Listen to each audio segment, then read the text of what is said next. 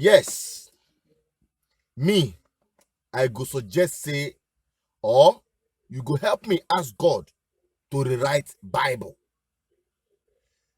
If not for any reason, for just one reason.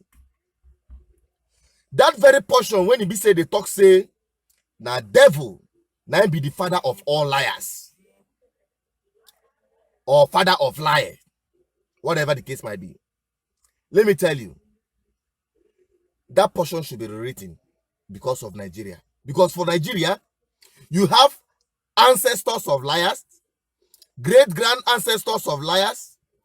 When you have people like Liar Mohammed, and the kind of government under APC that you have in Nigeria today, and the kind of government generally, whether APC, PDP, and the kind of governance Nigerians are getting, lying upon lying against the kind of impunity happening in Nigeria, everything will turn upside down. If you go to the police, lie.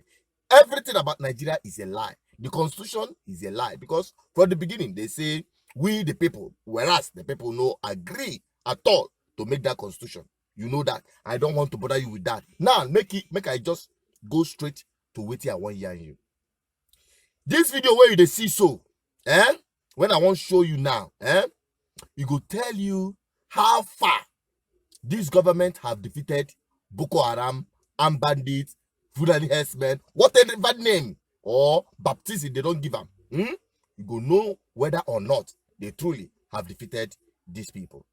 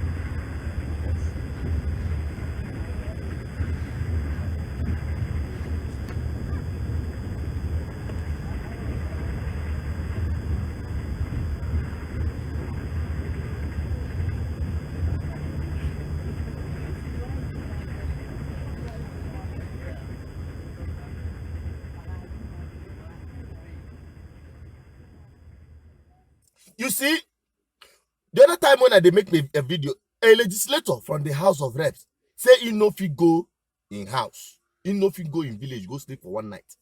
And for Kaduna, when he go one day, he see Army General being dropped to follow train down to Abuja, because the road between Kaduna and Abuja is no-go area. The security agencies are not helping matters. Mr. Speaker, go to the railway station either in Abuja or in Kaduna. You find a military general is afraid to move from Abuja to Kaduna or from Kaduna to Abuja by road. So what are you saying? Or what are you giving, what impression are you giving to the citizens of the Federal Republic of Nigeria about security situation? If a general in military uniform will be dropped by a staff car with flag and even with a star or two stars on that vehicle, will drop at the railway station and enter the train just because he feels obscured when he follows this road. Mr. Speaker, where are we going? Mr. Speaker, I cannot go to my village and sleep. I cannot go to my village and spend a night as I'm speaking to you. For the last 1 year, wallahi, I can't go to my village and sleep. I feel very obscure. And this is where I find myself. Mr. Speaker, it is terrible. It is terrible. We have to do something about it.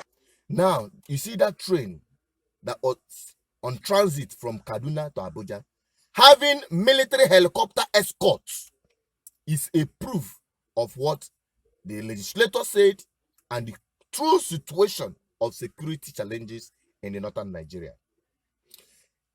I will also push a little bit further because I'm heading somewhere to Kano State. Few weeks ago, they made a law. They passed a law. The State Assembly passed a law to give pension equal to the salary of sitting speaker and deputy speaker for life. After they have, served and gone, or after they have served their pocket and leave, they will continue receiving such salaries. They will continue receiving every 4 years. They will be receiving brand new car and free treatment abroad, not even here in Nigeria. And sometimes I see people, the victims of these same criminals in power, jumping up to support them. It didn't end there. It did not end there. If you think, say, it is only in the north that is happening, you are lying to yourself. The same thing is happening everywhere in Nigeria, from east to west, north to south. The same kind of leadership or misleaders you have in Nigeria today. And Nigerians are clapping for them. Nigerians are singing their praise. They are giving chieftaincy titles, big, undeserved award by academic institutions to these criminals, awarding them degrees and doctorate and all that nonsense. Now, I ask you that is listening to me, you are a victim. Don't you know? Don't you know that you are a victim of these people? We all are victims of these people. Now, where I am so much interested in, which you all know, I'm Igbo-centric, I'm a Biafra-centric, and this platform is unapologetic for that. Asina, ana mamano wepubezi. Charity begins at home. That is why I am interested in my homeland. Whatever is happening to the north, let it be for them. Whatever is happening in the west, now their own business. Here, I demand my business. My business be saying the recent 100 billion naira bribe. The people call it bribe. People call it negotiation with Miyetti-Allah. I call it empowerment. The federal government, led by the Minister of Interior Abdurrahman Dambazo, met with the Miyetti-Allah Cattle Breeders Association of Nigeria in Kebbi State, offering them the sum of 100 billion naira over 2 years to stop the kidnapping in the country. The meeting lasted over 4 hours on Friday as negotiations dragged on, with the association initially asking for 160 billion naira. The minister said that the strategy was part of the steps needed to tackle insecurity in the country as prescribed by the Economic Community of West African States, ECOWAS.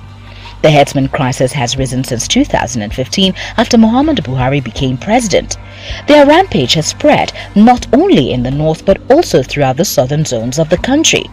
The killings by the herdsmen has led them to be tagged the fourth most dangerous and deadly terrorist group in the world by the World Terror Index. The Acting Inspector General of Police, Muhammad Adamu, who was also at the meeting in Kebbi State, added that over 1,000 people have been killed and many more kidnapped in Kaduna. However, he said that this intervention was necessary to bring the criminals to book. The Kebbi State Governor Atiku Bagudu said hosting the meeting in his state shows the seriousness of President Muhammadu Buhari's administration in tackling the security challenges in the country.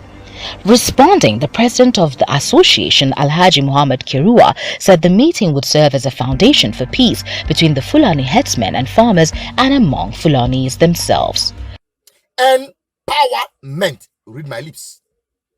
Because this same government have tried to use grazing bill to acquire lands in the southeast, to take over our lands in the southeast, to settle in and continue their Islamic agenda or whatever agenda they have. They failed. It was resisted. Now, the federal government from national purse, the resources gotten from your backyard, good, is now being used to empower this Miyetti-Allah to come here and acquire lands. Some of you may not know that Igwe Bodonu, you are Igwes in councils, and some of the greedy individuals in our community are selling farmlands, lands in great number because these guys are coming with 100 billion naira bill to acquire these lands. Or these farmers or these herdsmen is handing over your homeland to this Hausa Fulani agenda. They are coming through that. They are coming through the back door. If you think, I mean, buying and selling, these guys are there working day and night, thinking out how to take over your land, and you are there doing buying and selling. I know here, some of you will not listen. Some of you think that I am, because somebody was saying, this guy, you are talking too much. I will be talking too much because you are not hearing anything. I don't know what is wrong with our people. We are trying everything to mobilize and organize our people. Come together. Listen. Something is about to happen. And that thing, when it happens, you don't listen. You don't want to be part of it. You think, no, or may not more call again, Our people are so docile, but we are not going to give up because I don't see the reason why something like this is happening. Oh no, Nanaga, it's normal business. I seem to say everything is normal. Nothing is normal. Nothing is normal. These guys, they are at it. They are at it. And we are mobilizing. We said, how can we solve this problem? Because I cannot be saying all this thing without profiling solution. I am not here to just talk and blab. We are here to find out the best way to handle this. And one of our biggest challenge is leadership failure in our homeland. Leadership failure. And what leadership Nanibo?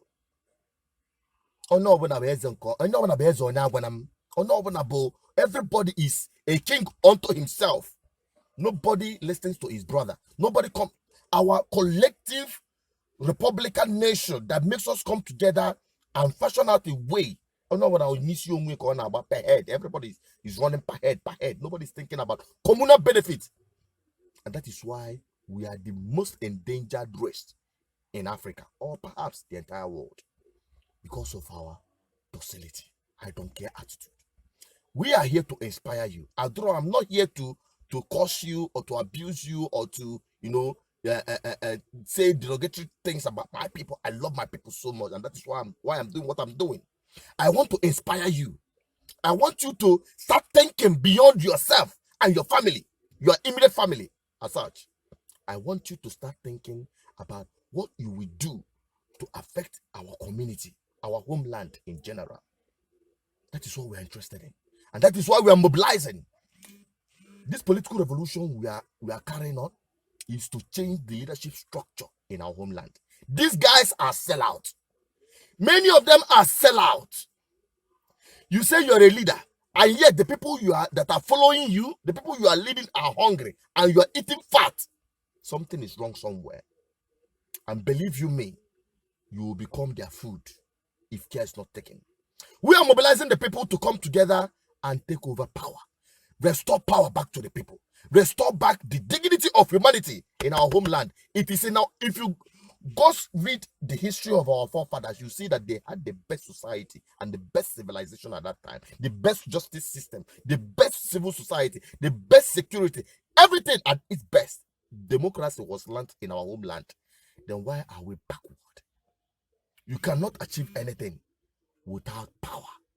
And that is where our people now ballast. Political power, they are not interested. They are only interested in their retail business, one-man business. So, I think we should have a change of the way we reason and start thinking on how we can affect our community at large positively. You have to join this revolution. We are mobilizing. Last week, we made a protest against EEDC. And some people, I know every one of you, all of us are victims of this same exploitation. Well, do you care? No. You think it is only me. We want you, that video that we made, share it. We are mobilizing more. These elites, they are together. Now, I'm going to summarize on this, in case you don't know. The reason why these politicians, all of them, are against Biafra restoration. Mandi Hausa dia, ma Yoruba dia, Mandi Igbo dikunenye. Do you know why they are against and working so hard to subdue Biafra, to make sure that Biafra doesn't come to limelight? Because they are on the know. They know very well that the restoration of Biafra will be the freedom of the oppressed people in Nigeria, whether from Arawa, whether from Oduduwa, or any other part of Nigeria. They understand that it will be an eye-opener to their people to see the impunity and what they are being done against them by their own rulers. That is why they are united, to make sure Biafra doesn't come up. But will they stop it? Yes, they can, if you give them the passcode. And that is why we have no other agenda than to restore Biafra. Because that is the freedom of people that are trapped in this contraption called Nigeria and the African race in general. Someone made the note, and that is very true. In Africa, in Biafra, Africa died. And I will tell you, in Biafra, Africa will rise again, and you have to be part of it. We start by taking over power. Political power is the real thing. If you have every other form of power, without political power, you are useless. And that is what we have been made, how we have been made spectators in Nigeria. And what I know about we are not interested in political power. We are not interested in what is happening in government. And that is why those in government are playing us like chess. We have to stop it. You have to be part of it. We are bringing back the dignity of humanity by you joining this revolution. We are taking our land back. We are taking our lives back. Be part of it. Be part of it. From this week, we shall start full-blown mobilization against every impunity happening in government in our homeland. And finally, I want to tell you, we're going into investigative journalism. And some of you might think, how is this guy coping with all these things? I and my team, we know how the kind of sacrifice we are making to keep this running. And going into investigative journalism is very expensive. That is why people don't go into it. But we are going to be venturing into them. But we need your support. We need your donation. We need your partnership. So that the impunity that is being hidden in Nigeria will be exposed. And I'll end by telling you, you can subscribe and follow us, share this video, drop your comment, let's get your opinion.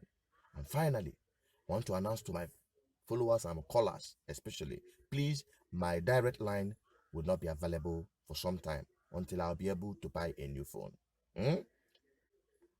I don't have access to phone line on that very line. I've lost a lot of things. I don't need to bother you with that. But please, if you want to reach me, you can call me through any social media platform.